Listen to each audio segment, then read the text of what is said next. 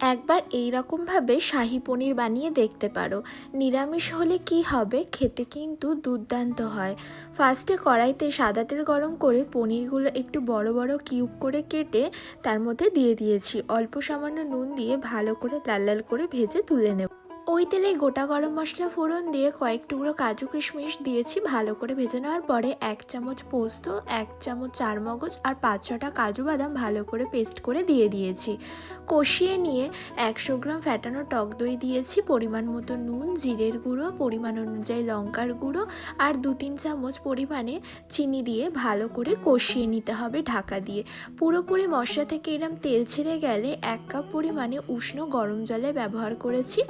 পনিরগুলো তার মধ্যে দিয়ে ভালো করে ফুটে উঠলে গুঁড়ো গরম মশলা, ঘি, কাসুরি মেথি ছড়িয়েই নাড়াচাড়া করে সার্ভ করো শাহী পনির।